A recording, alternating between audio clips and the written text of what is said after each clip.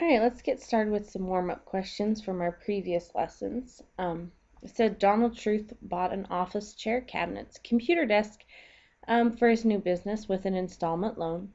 It has an APR of 10%, so that's his interest rate on his loan.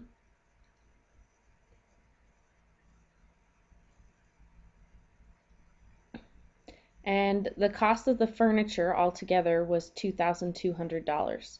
The store financing requires a 10% down payment and 24 monthly payments. What is his monthly payment to the nearest cent? So the first thing we have to figure out is how much money is he actually going to borrow. We know the price of the furniture was $2,200, but they require a 10% down payment, which means he has to pay 10% of it right now. Okay, so the way we think of this is if he uses 10% for the down payment, what percent is he actually paying on his loan? Okay, so out of 100%, if you pay 10% down, so subtract 10%, you're left with 90%. So 90% of this $2,200 will be involved in the loan. So let's figure out what that amount is.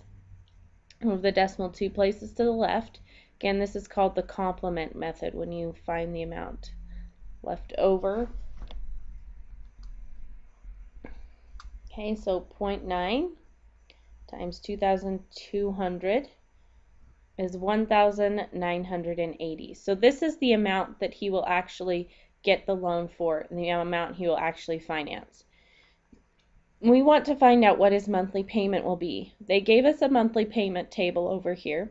Notice at the top it says on a $100 loan.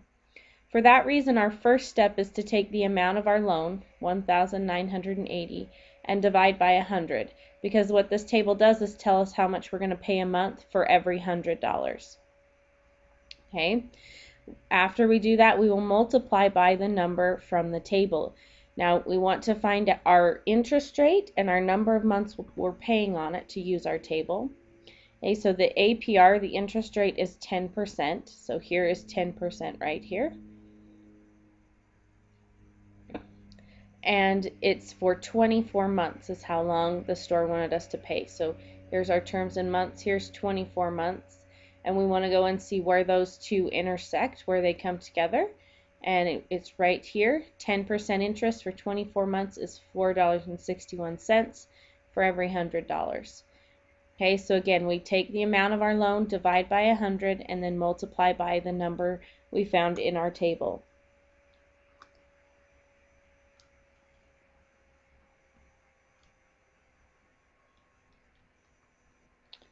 Okay, when I do that, I get 91.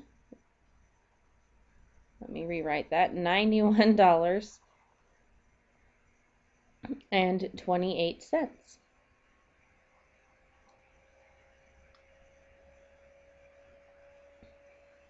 All right, here is a warm-up question that deals with finding the average daily balance on an account. What they mean by average daily balance is you take your balance from every single day of your billing period, add them together, and then Okay, so here are our balances. Now, they've added some of the days for us. So for 10 days, the balance didn't change. It was $124.35 each day. So they just took that times 10 days. So here they've given us kind of a summary of our balances. What we need to do is add those balances together and then divide by the number of days. Now notice here's our number of days right here. So don't just divide by 1, 2, 3, 4, 5, because notice this stands for 10 days. This is 1 day. This stands for 9 days. This stands for 7 days. Okay, so the first thing we're going to do is add our balances together and get the sum of the balances. So $1,243.50 plus $210.77 plus $1,896.93 plus $145.77, $1,020.39.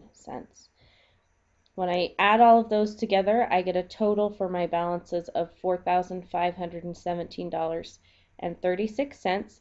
Again, we're just going to follow our formula here. The average daily balance, you take the sum of the balances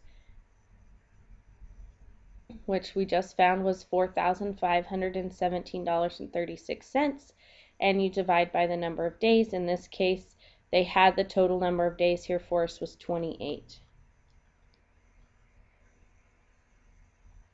When we do that, we get $161.33. Our average daily balance was $161.33.